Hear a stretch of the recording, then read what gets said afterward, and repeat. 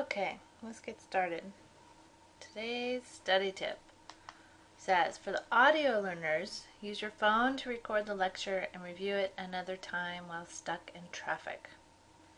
So, I'm sure you figured out how to play these lectures so that you can hear them most places. You can, if your phone doesn't play these, or your iPad thing, you can record these the old-fashioned way, using your phone or audio recorder, and listen to them another time. I used to, I wouldn't say I'm a real audio learner, but I used to take a class early in the morning, and that was not a good time for me. So I would record the lectures, listen to them later, and I could not believe how much information I missed. It was really amazing. When you're writing or not focused or all kinds of things, you can't really fully pay attention. And I know every word I say is not that important, but there are a lot of things that you're going to miss. So listening to these over and over again is one of the favorite parts that people have of taking this as a hybrid class. They watch it again, they jump back and forth, and if you want to take it with you, I'm sure you figure out how to do that. One piece of advice though is don't listen to my lectures late at night when you're laying down in a bed or on a couch, because then my voice will become like, your lullaby to help you go to sleep. Chapter 2, Chemistry. Now I'm going to fly through this lecture. The next couple of chapters are all review. Until we get to neurophysiology, I expect you to have seen all this stuff before. As I told you with lecture 1, don't worry. You'll find the information somewhere else if you can't remember it. I will expect you to remember a lot of this stuff. So this chapter is a review for you since chemistry is a prereq for the class. Students are responsible for remembering the basic chemistry from previous courses: what's an atom, a chemical bond, molecules, the functional groups of organic molecules, and the most important chemistry for this class we will talk about in lecture today. Okay? Water. So several characteristics about water that you should know for physiology. One is that it has a high heat capacity. What this means is that it holds a lot of heat. And so if you add heat to it, it doesn't really change the temperature of it that much, which for you as a human, very important since you are mostly made of water.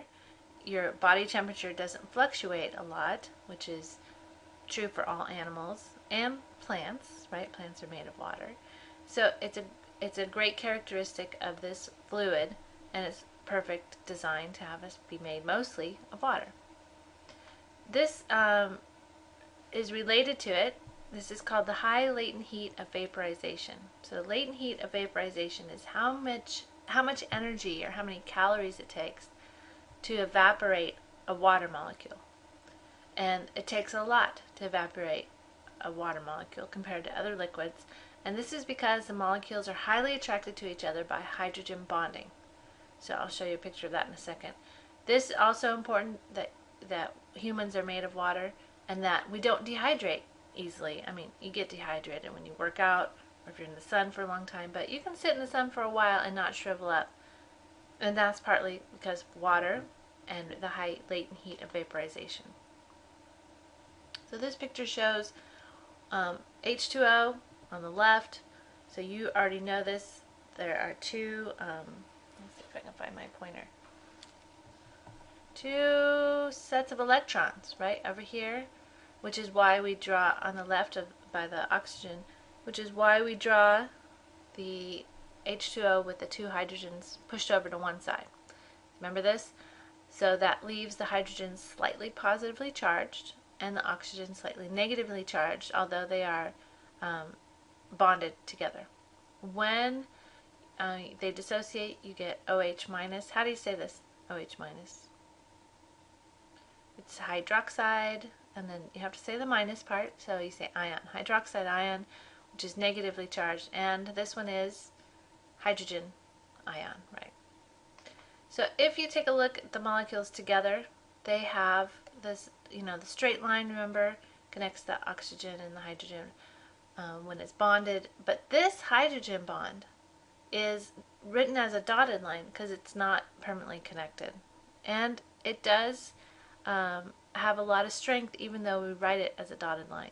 So this hydrogen bond between the oxygen and the hydrogen makes for all the molecules to kind of be attached together like a long string of people holding hands. And this is how plants work. If you look at a giant tall redwood tree, it doesn't have a heart to pump fluid through it like you do. So a lot of fluids move through your body through your heart. But in a plant, you can't do that. So the top, very tip-top leaf of a redwood tree has a water molecule evaporate into the sky. And when it does that, another water molecule takes its spot. And because of the hydrogen bonding, all the waters are really connected together. And each of them replaces the one that left. So at the very bottom, at the root, in the soil, deep underneath the ground, there's water, right, and soil. The water molecule from the dirt jumps into the root and takes the empty spot at the bottom. And this is how, it's amazing to me, how water climbs up these giant redwood trees in the Santa Cruz Mountains. Beautiful when you go for a hike, right? That's what it does. Hydrogen bonding keeps water going up to the top of the trees. That, by the way, is called transpiration, when the water evaporates from the leaves. Alright, you don't have to know transpiration for our class, but you do have to know hydrogen bonding and the importance of it. Continuing importance of water. It's an excellent solvent for all the solutes. So blood is mostly water. When you took chemistry class, most of your experiments were dissolving, right, solutes in water, so it is the perfect solvent for so many things. Reaction, in a reaction you can use water, or in a reaction you can produce water. So the reaction where you use water to break chemical bonds is called hydrolysis. So what's hydro mean? Hydro means water. What's lysis mean? It means to break or cut. So you're going to break a bond using water as a reactant. And I'll show you a picture of this on the next page. You can also make a product of water in a chemical reaction, and when that happens it's called dehydration synthesis. So synthesis, what does that make? What does that make? What does that mean? To produce, right? To make. And dehydration, what does that mean? That means D means to remove and hydro means water. So you're gonna remove the water and produce it at the end. So water is produced when you build a bond between two molecules through dehydration synthesis. And I'll show you a picture of that on the next page. The last one, number 5, I'm going to put here on this page. It says water is a cushioning agent in the body. So of course this isn't something you'd cover in chemistry class, but for us in anatomy, we know the cerebral spinal fluid, mostly made of water. Amniotic fluid, mostly made of water. All your cells, made of water, right? Synovial joints, made of fluid. The fluid is water. Adipose is an exception, right? It's a good cushioning agent. When you're sitting right now, you're sitting on your rear end, right? Made of adipose there. It's a cushioning agent, but it's, of course, has no water. This is the example at the top from your book of dehydration synthesis. It's kind of hard to see, so you can get your book out if you want to look at it more closely. In the top picture, they have 2 glucose molecules, and they are, you can see this spot here between them where there's a hydrogen that's going to be taken from one and a hydroxide taken from the other. Then what you see after the reaction happens is a bond now between 2 glucose molecules to make maltose and a water. You could also take glucose, put it together with fructose to make sucrose. Do you know these? This is sugar found in fruit. Sucrose is a sugar that they use for baking, and you get water. So this is dehydration synthesis. Examples of hydrolysis reactions. Now remember, you're going to use the water to break a bond to do this. Here's some starch, which is essentially a bunch of glucose molecules attached to each other. You use water and you break it up. So here we had 3 bonds, 1, 2, 3, and 4 molecules. Break the bond, and now we took the OH from the water and the H from the water to make 2 maltose. You can continue to break it, So the maltose, you're going to break it into 2-glucose. Again, you're going to need the water to put an OH and an H so that you can break that bond. So this is the examples of hydrolysis.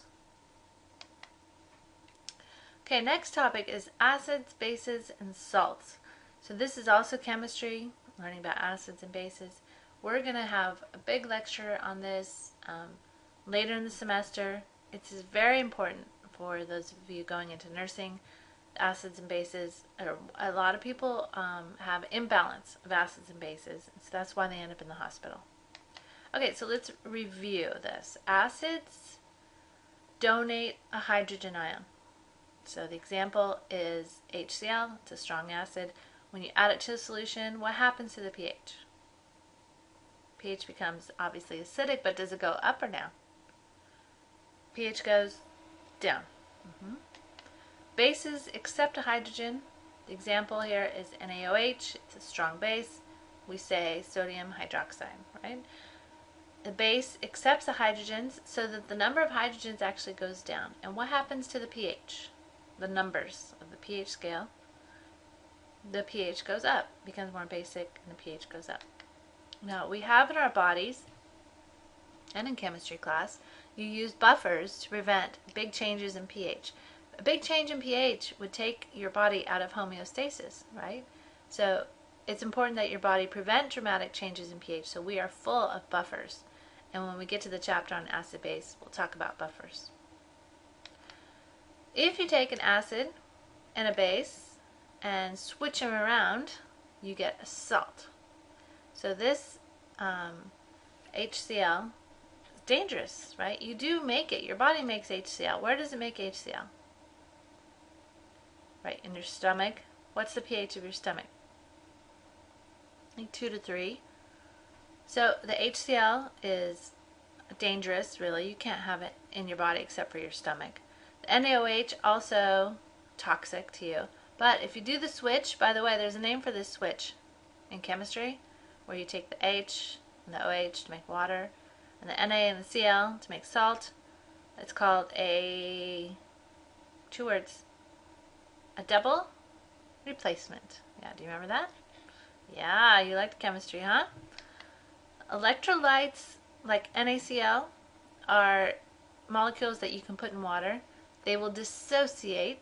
The word is dissociate, not disassociate. That's what you do with a friend, okay? Dissociate. I guess they're not your friend if you disassociate. They're your enemy. And they conduct electrical activity. So, of course, NaCl, you put it in water, dissociates into Na+, Cl-, and that conducts electricity. You need to know how to calculate the osmolality. Do you remember that word? That's the number of solutes per liter of solution. Usually in this class we're going to talk about the osmolality of blood. And so the solution is blood. You can and should know how to calculate the molarity. Do you remember that? Moles, grams per mole, all that stuff.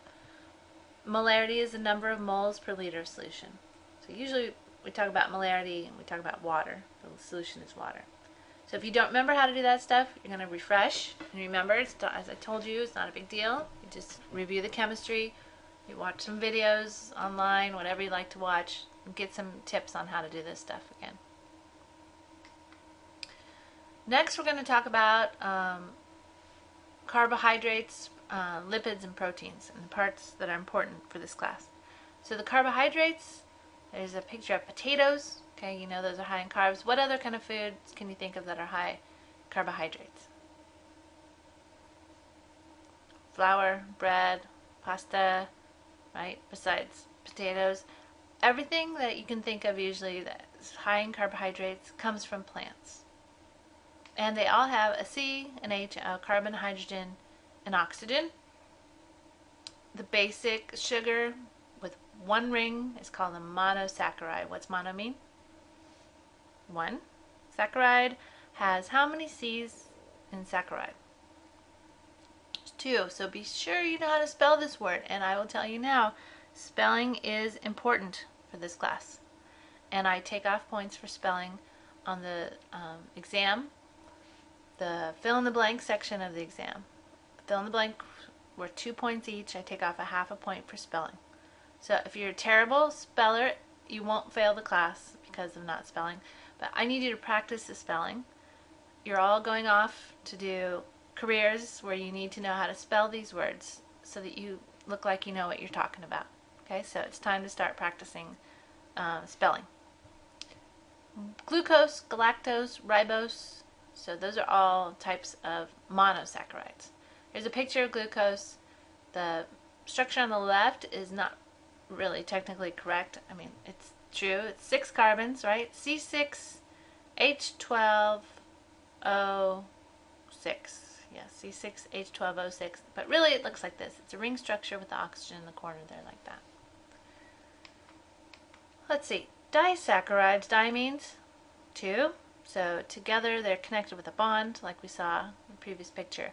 So you put 2 sugars together, 2 monosaccharides to get a disaccharide. The examples are lactose and sucrose. So you know lactose. Where do you find lactose? Right, you find it in milk, lactose. And the enzyme that chops it up is called lactase.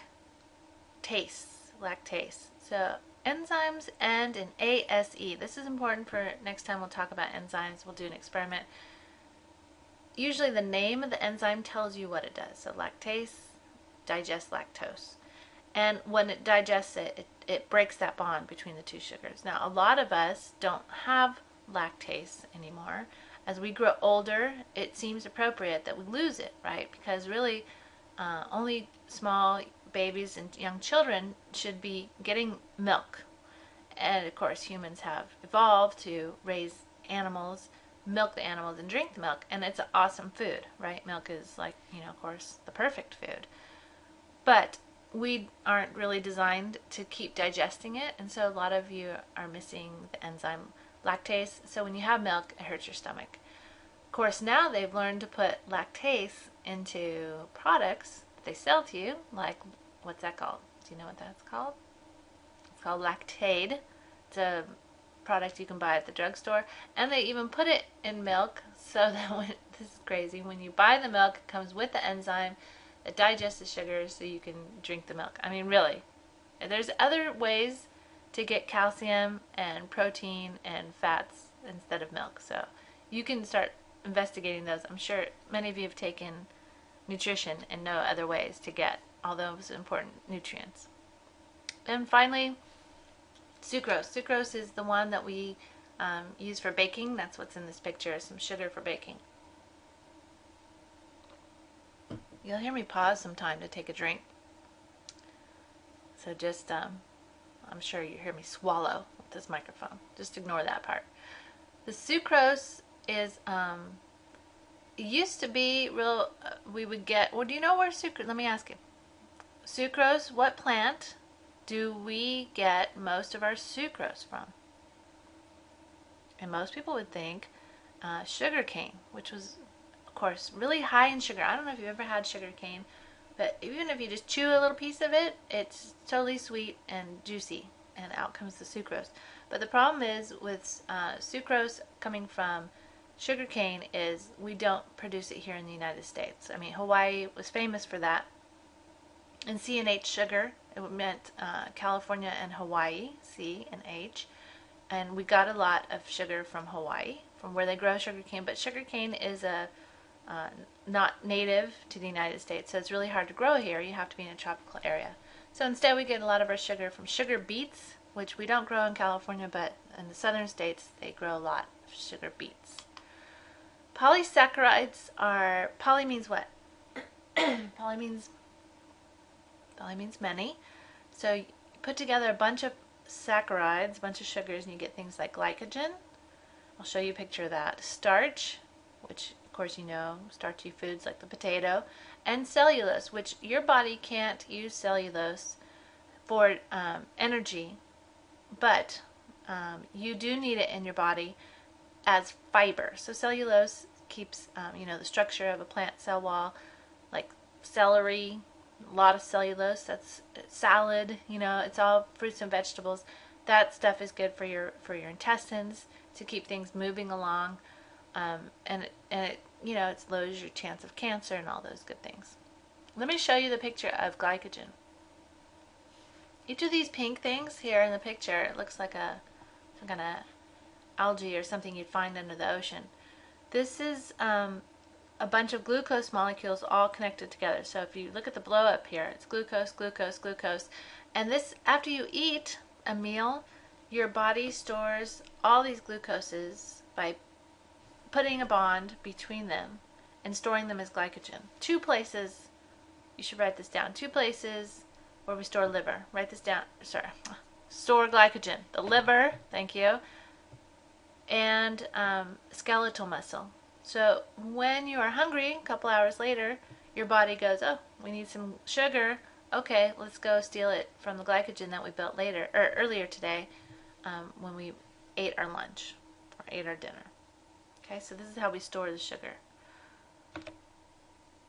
Next, lipids. You know this. They are insoluble in water, right? You can't mix water with the oil. You have to shake it up and it mixes and it separates immediately in the bottle, right?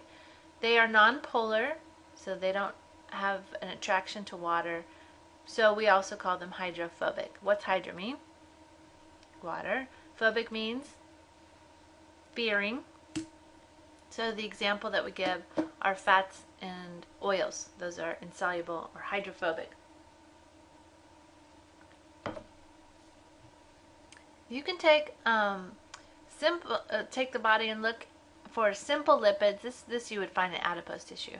If you put together 3 free fatty acids plus 1 glycerol molecule, you get a molecule called triglyceride. So you've heard of that before, right? Tri means 3.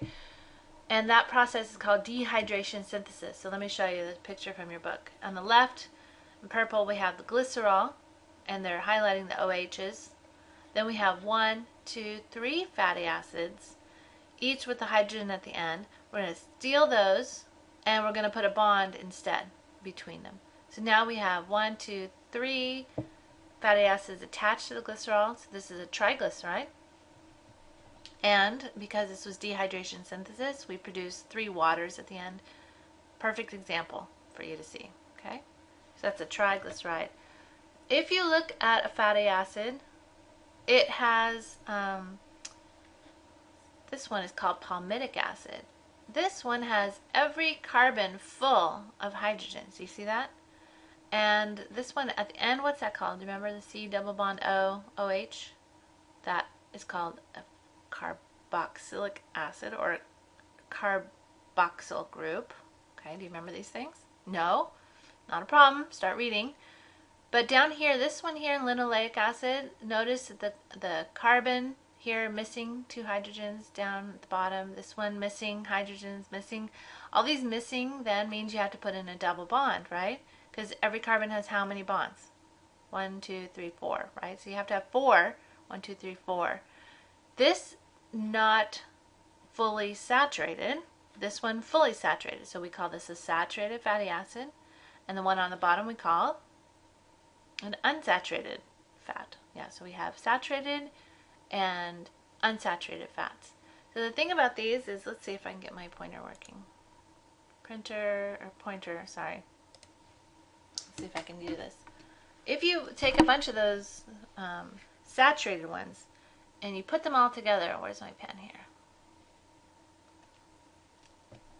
You see it? Oh, yeah, there it is. Put them all together. You get lines like, let's see. Oh my God, I can't get my pointer up here. Here we go. Line them up. And this will give you the structure of a solid. But if you make a bunch of those unsaturated ones, they're kind of bent. Although in this picture they show them straight. When you have that double bond, it makes like a bend. And that will produce a molecule that is a liquid. How do you spell liquid? Thank you. Liquid. So the example of the solid would be something like what? Think of a solid. Maybe butter or lard, right? The liquid would be oil. So we already know the saturated molecules, saturated fat molecules, are things like butter, lard. They come from animals. Whereas the liquid oils, like think of the oil, like peanut oil or olive oil, canola oil, something like that, those all come from plant products.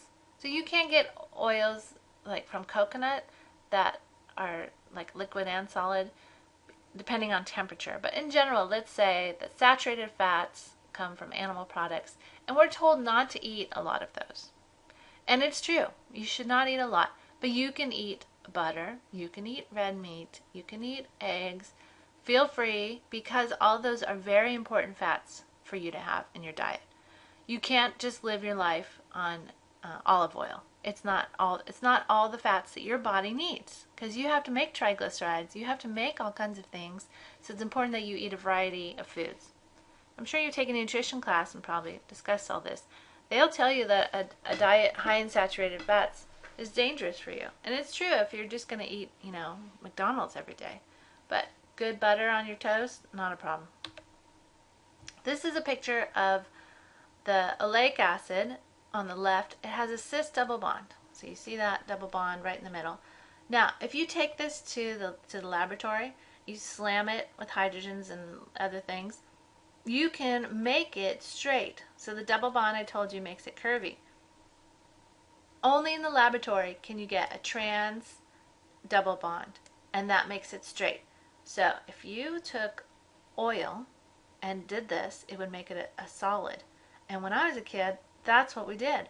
We took oils, we made them into trans fats, and we turned them into margarine. And they told us all, oh, butter is dangerous for you. You have to have margarine. So we all ate margarine. And for 20 years, we all had margarine. And then they say, oh, guess what? The trans double bonds are bad for you. You need to start eating butter. Yeah. So listen, the way I eat it now is less chemistry done, the better. So the closer to the earth, that's the way it's supposed to be. So if the milk comes from the cow and that's the butter that comes from it, that's what I have in my house. Okay, so trans double bonds are dangerous because this stuff is not human, right? This is not normal for your body to ever eat. So your body's trying to use it to make things for your own lipids, and it's not something it's ever seen before. Next, fatty acids. Oh, this is a review. Fatty acids can be saturated or unsaturated. That's the butter versus oil story. Fatty acids can have a cis or a trans double bond.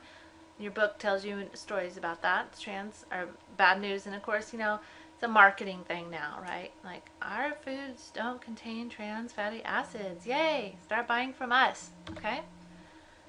Complex lipids are things like phospholipids of cell membranes. You'll have to review that next time, phospholipids, so we'll review it then, that's fine. Cholesterol I do want to talk about. I like cholesterol. It's okay to eat cholesterol. So it's gotten a bad rap. There's really no need to eat an extreme amount of it, but you have to have cholesterol. If you see someone who has no cholesterol in their diet, they're like vegan, they eat nothing, but unhealthy, Crisco and things like that, they're missing a lot of important fats made from cholesterol, and included in that is hormones. So here's cholesterol in the top left picture. Things you need, I'm sure every guy here wants to make sure he's making the right testosterone. You have to have cholesterol to make testosterone. Ladies, estrogens, we have to make from cholesterol. You can't your body does not produce these things without eating the proper nutrients. And this one, when you're stressed out, cortisol, that's a big one, right? Fight or flight response. You gotta have these hormones. So eating cholesterol is okay. Having eggs occasionally, it's okay.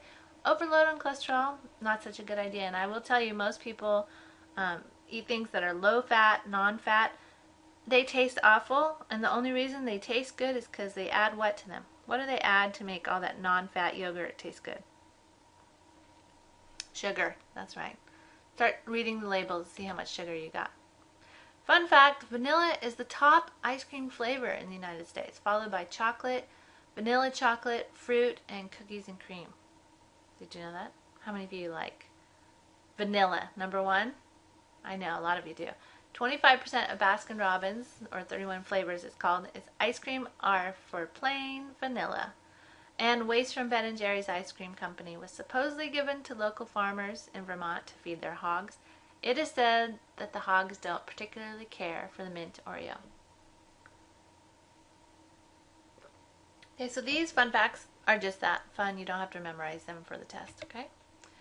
Proteins are amino acids connected by peptide bonds. You have an amino group on one side, a carboxyl group on the other side, and in the middle there's a functional group. So this is an amino acid, just one. You put a bunch of them together to get a protein. The amino group on the left is NH3. Do you remember that? On the right, the carboxylic acid or the carboxyl group. The bottom is always an H, and the top has an R, which I'm not sure R, but I would have put F, functional group maybe. This is the one that changes. So amino acids, think about amino acids you know. Not to be confused with nucleic acids. Okay, so amino acids, I'm thinking of lysine. Have you ever heard of lysine? Alanine, phenylalanine, tryptophan. That's one that you find in at Thanksgiving, they say. They say turkey has a lot of tryptophan, and that's one of the reasons why people get so sleepy after Thanksgiving dinner. I don't know. I'm a vegetarian now, so I don't eat turkey anymore. But if you make anything with tofu, invite me over, okay? Protein structure there's 4 different names: primary, secondary, tertiary, and what do you think the last one is? Primary, secondary, tertiary, and quaternary. So the primary structure is just the order of events. Like it goes amino acid 1, 2, 3, alanine, alanine, threonine, serine, serine, whatever it is. That's just the list. Then there's certain shapes that happen because of the different amino acids. There's about 20, and some of them are hydrophobic, some hydrophilic, some want to be here, some there. So one of the shapes is this helix shape, which you know from the DNA, right? It's not a double strand though. It's just one. Oops. And then the other one is called the beta pleated sheet. And if you could take your paper and fold it, you know, like a fan if you're hot, and make it go in and out of the board here. It's 3-dimensional. I know it's really hard to see this when it's flat. Protein chemists today have awesome computers, and they type all this stuff into their computer, and it gives them a picture of all this with 3D glasses that they wear that jumps out. I've seen it, and it jumps out of the screen. It's really amazing. They use the mouse to tilt it and turn it, trying to figure out maybe how the protein works by looking at its structure, and then making molecules that might attach to it or fit in it, and try to guess maybe just from looking as to how it might be having its what do I want to say? It's well, let's see. For example, the next one has hemoglobin. So we want to know its job is to bind oxygen, right? So by looking at this 3-dimensionally, you could see how it could bind oxygen because it has a heme group in the middle and has iron in the center to attract that. So we'll talk about hemoglobin more when we get to blood. So for now, just know we have the secondary structure, which are the alpha helix, the beta sheet. Connecting them right here is called the turn. So looking at this all together is called the tertiary structure. Then the quaternary structure is a 3-dimensional figure. In this case, we see hemoglobin, which has 4 subunits, 1, 2, 3, 4. Each one has a heme inside. So we're looking at the whole thing. Really, you need a model to look at this, because flat really doesn't do it justice. Now, some of the things about proteins is for them to have function and do something, they have to be the right shape. They cannot be changed and altered. So if you hydrolyze them, remember hydrolyze, you're going to chop them up using water, and of course then they don't work. You can also denature them by heating them or changing the pH. So if they're in the wrong pH, in the wrong environment, they're going to be altered and not work. If you heat them, they're altered, they don't work. And that's because they lose their quaternary structure. This is a picture of this pan, shows eggs. Now when you crack an egg, you put it in the pan. It's not white like this, right? What color is the egg white when you pop it into the pan? It's clear, right? clear, we call it the egg white, because eventually when we cook it, it turns white. So which part of the egg has the cholesterol or the fat? The yolk, right? The egg yolk has all the cholesterol and the fat, and you know this, right? Adipose tissue. If you dissect a human or something, you see the fat, it's yellow. But the part around it is clear with protein. Until you cook it, then it denatures and it becomes cloudy. So we have the similar story with humans in our eyes. The light comes through the cornea, goes into the back, where it's focused on with the lens. Now the lenses are clear, but as we get older, they become, not everyone, but potentially become foggy, kind of whitish. What is that called? The lens becomes cloudy. The age that happens, that's called a cataract. So the cataracts happen because the proteins become denatured. What denatures the proteins of the lens? Think about this. You know, you think it'd be getting older, but it's actually not.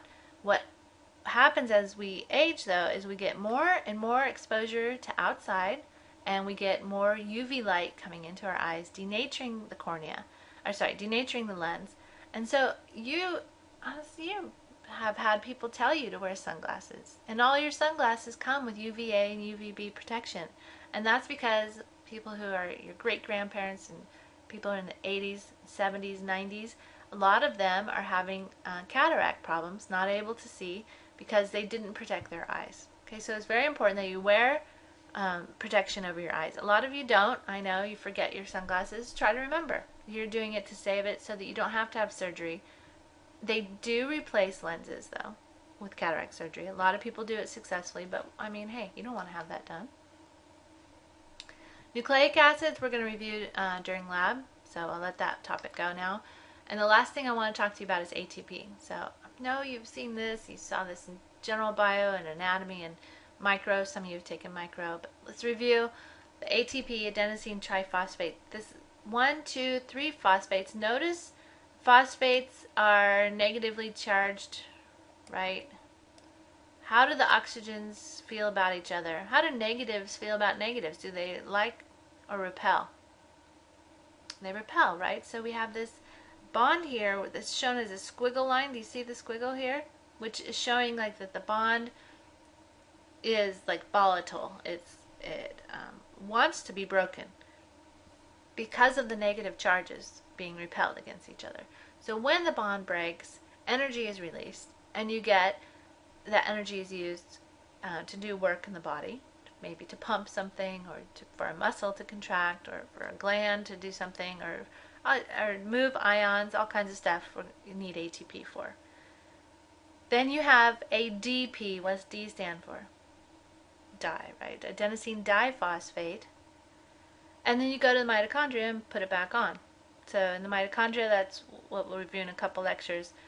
You already know electron transport system, all that stuff. Your pros, it's going to be super easy, super review. If you're taking micro right now, you're probably loving this. You're like, all right, I already know this stuff, okay? So we have ADP, free phosphate to make ATP, and then it just pops on and off. Sometimes the ADP can become AMP. M stands for mono, right? Not too often because there's only 2 charges left. That's not such a problem. But these 2 over here are not happy to be visiting. So ATP, here's what you need to know. Adenosine triphosphate is the energy of the body. The mitochondria take glucose, make ATP, that's called glycolysis. Citric acid cycle, and the electron transport chain. Okay, so we'll talk about those. When the last bond of the phosphate is broken, energy is released, and the result is ADP and free phosphate. And remember, ADP stands for adenosine diphosphate. Okay, I think we're done.